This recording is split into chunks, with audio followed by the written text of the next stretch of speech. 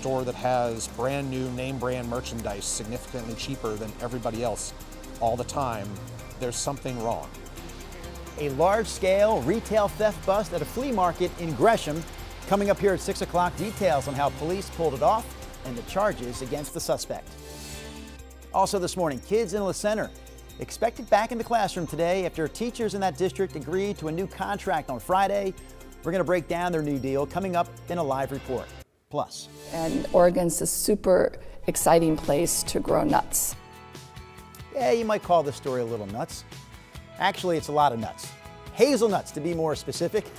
Coming up here at 6:15, the booming business behind Oregon's state nut as we kick off the 6 o'clock hour of Sunrise right now.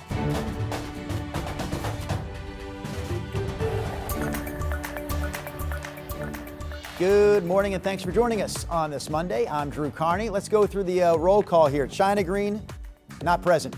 Rod Hill, not present. But Chris McGinnis is here, ready to do the job of two men on this Monday morning. He's got your weather. Drew, I am so glad you're here this morning. And thank you all for watching. Check this out. We are going to be treated to what should be a really pretty sunrise out there this morning. The live look from our Wells Fargo sky camera. Sunup is still about 40 minutes away, but boy, the other story this morning is just how cool it is. We're 51 now at the airport, but we actually started at 49 degrees, which represents the coolest morning at PDX since mid-June. Check out some of the current temperatures across the region. 51 at the airport, Vancouver, those 49. Hillsborough is at 44. We go down to the south. Salem and Corvallis checking in the upper 40s this morning as well. So a chilly start out the door, but we will be rewarded with a good-looking forecast today.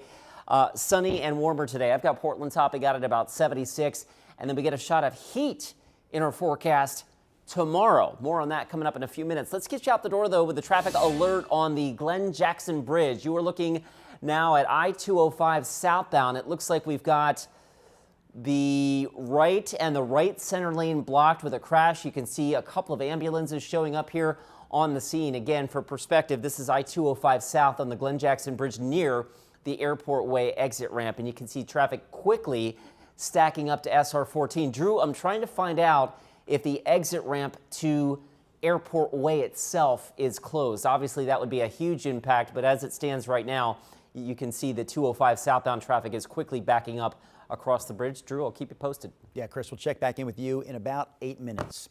Meanwhile, our top news story here at 6 o'clock. After a week-and-a-half-long teacher strike, kids in La Center will be back in the classroom today. Teachers and the school district agreed to a new contract late last week. We have Sunrise reporter Thomas Schultz covering this story for us live in La Center. So, Thomas, in the end, how many days did the students there end up missing?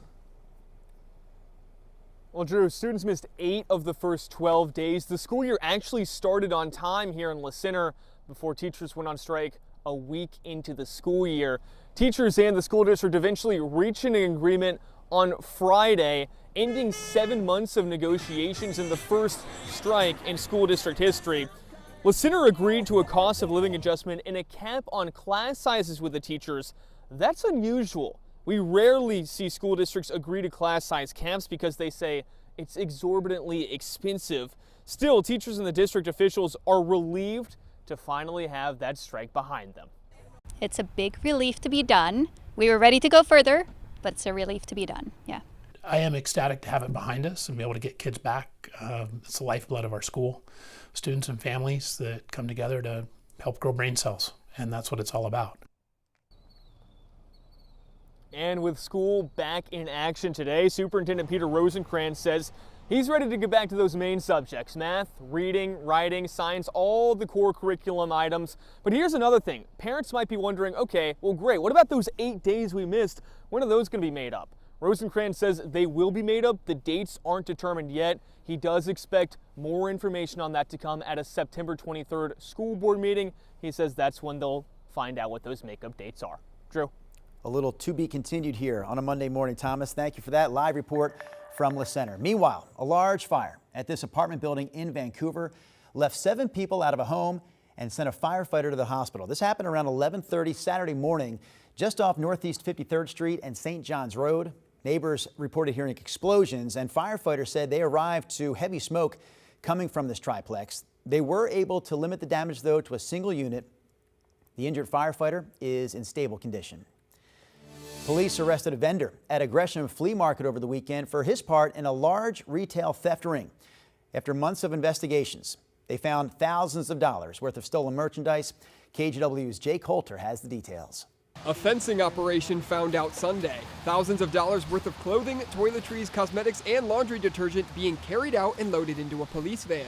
Items that are, easily you can get in and out of the store pretty quickly. As you see, there's bags back here, lots of jeans, things that you could just swipe off the counter or grab in stacks, to just kind of go out the door and get quickly. The Multnomah County District Attorney's Office, Gresham Police, Portland Police, and the Clackamas County Sheriff's Office all working for months on this bust. We recognize the harm a business like this can do to the community. When a thrift business like this shifts into becoming a fencing operation for stolen property, it harms everyone. It drives up prices at every legitimate retailer for every product that we buy. And this is a part of our effort to really combat the root of organized retail crime, not just the symptom of the theft. Gresham Police Detective Adam Wright says a Saeed Alawi of Portland was running the theft ring as a vendor inside the Oregon flea market.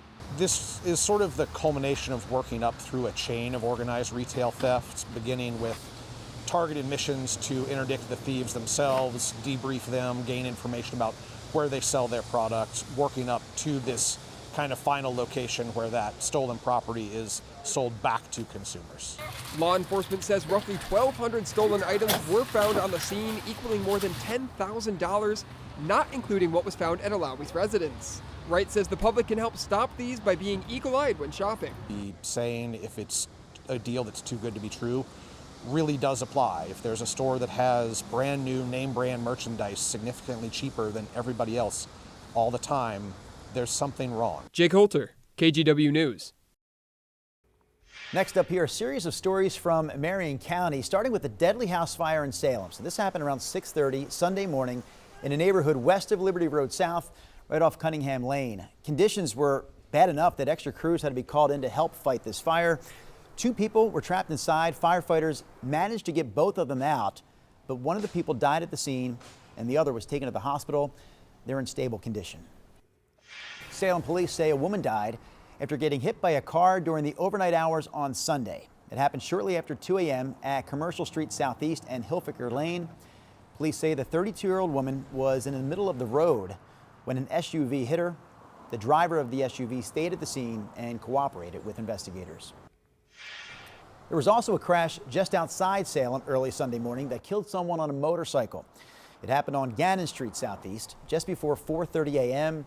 We're still waiting for more details from the Marion County Sheriff's Office, but we know the crash involved the motorcycle and one car. The estate of late Trailblazers owner Paul Allen has officially reached a formal agreement to sell the team to a new ownership group led by Tom Dundon and 3 other minority owners. So Dundon is also the owner of the National Hockey League's Carolina Hurricanes, and according to Allen's estate, this new ownership group plans to keep the Blazers right here in Portland.